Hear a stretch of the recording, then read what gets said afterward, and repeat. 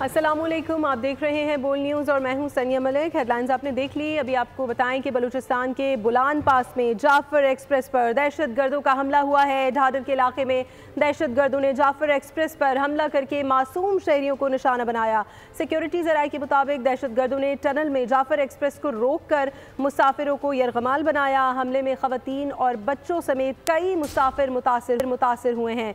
दहशतगर्दों के खिलाफ security forces ने फौरन इलाके को घेरे में लेकर क्लियरेंस ऑपरेशन शुरू कर दिया है। सिक्योरिटी ज़राए का कहना है कि दहशतगर्द बैरून मुल्क अपने सहूलतकारों से भी राबते में हैं। बलूचिस्तान के बुलान पास में जाफर एक्सप्रेस पर दहशतगर्दों ने हमला किया।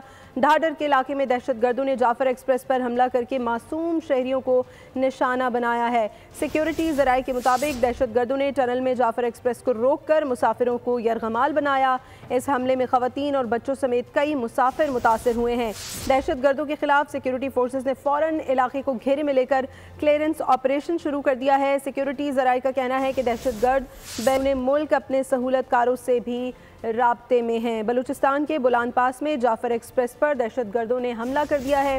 ढाडर का इलाका है जहां दहशतगर्दों ने जाफर एक्सप्रेस को निशाना बनाया।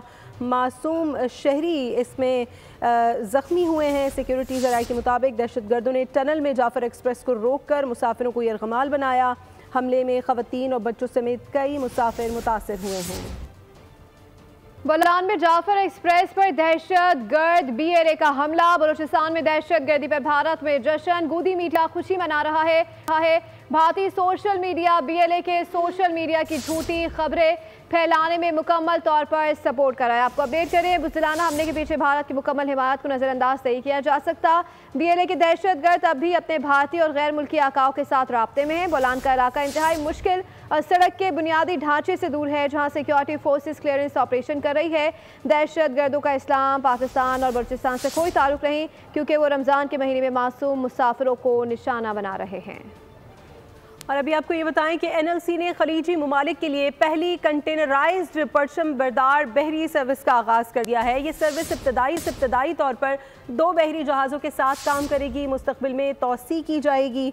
सर्विस के इजरा की मुनासबत से कराची गेटवे टर्मिनल लिमिटेड पर तकरीब का इनेकाद किया गया। NLC के सीनियर अफसरान, शिपिंग लाइन और कारोबारी बरादरी के नुमाइंदगान ने तकरीब में शिरकत की। बताया गया है कि बहरी जहाज़ 1120 फीट मसावी कंटेनर शिप के जरिए 10 रोज़ा राउंड ट्रिप शेड्यूल पर काम करेगा। NLC ने खलीजी ममालिक के लिए पहली कंटेनराइज्ड परचम बरदार बहरी सर्विस का आगाज़ कर दिया है। आगे बढ़ते हुए आपको बताएं कि लाहौर में थाना रंगमहल पुलिस का थाना सांदा की हदूद में घर पर मुबैना छापे का मामला है। रंगमहल पुलिस एहलकारों की थाना सांदा के इलाके राजगढ़ घर में घुसने की CCTV फुटेज मंजर आम पर आ गई है। आपको अपडेट करें इस हवाले से। रंगमहल पुलिस के 8 से ज़ायद एहलकार राजगढ़ एक घर में दाखिल हुए। अहले इलाका का कहना है कि रंगमहल पुलिस ने बुजुर्ग शहरी को घसीटा, जिससे टांग मुतासर हुई। अहले खाना को यरगमाल बनाया, खवातीन से बदतमीजी की। रंगमहल पुलिस का मौक़िफ़ है कि घर में पतंगों की मौजूदगी की इत्तला पर छापा मारा था। मुतासरा अफराद ने इख्तियारात से तजावुज़ पर थाना रंगमहल पुलिस के खिलाफ अदालत में रिट दायर कर दी। कराची में नीटी जेटी पुल के नीचे कार सवार के शॉर्टकट ने गरीब की जान ले ली है। कार पुल के नीचे सोए हुए शख्स पर चढ़ा दी है। सोए बंदे की जान चली गई है। पुलिस के मुताबिक लाश अस्पताल मुंतकिल कर दी गई है, ताहम मुतवफ़्फ़ी की शनाख्त नहीं हो सकी है। मुलजिम कार सवार मारीपुर की जानिब फरार हो गया है। उधर कराची के इलाके सुरजानी टाउन में पार्क की खुदाई के दौरान असलहा बरामद हुआ है। पुलिस के मुताबिक यूनियन काउंसिल की इंतजामिया पार्क में वॉकिंग ट्रैक बनाने के लिए खुदाई कर रही थी कि वहां से असलहा बरामद हुआ जिसमें 3 SMG, 1 LMG, कुछ मैगजीन्स और गोलियां शामिल हैं। बरामद होने वाला असलहा बरसों पुराना, जंग आलूद और नाकाबिले इस्तेमाल है। कराची में के इलेक्ट्रिक हब पंपिंग स्टेशन पर अचानक ब्रेक डाउन। शहर में पानी की सप्लाई मुअत्तल हो गई है। तर्जुमान के मुताबिक ब्रेक डाउन के बाद शहर को 70 मिलियन गैलन पानी की कमी का सामना हो सकता है। जिला गरबी और किमाड़ी मुतासर होंगे। रमज़ान मुबारक के हवाले से भी आपको बताएंगे, जिसका पहला अशरा अपने इख्तिताम की जानिब गामज़न है। शहरियों की बड़ी तादाद ने अफ्तार का सामान खरीदने के लिए मुख्तलिफ फूड स्ट्रीट्स का रुख किया है। इस वक्त हमारे नुमाइंदे साद शरीफ हमारे साथ मौजूद हैं, उनसे सूरत हाल जान लेते हैं। साद शरीफ, आगाह कीजिएगा, कहाँ मौजूद हैं, अफ्तार की तैयारियाँ किस तरह से हो रही हैं?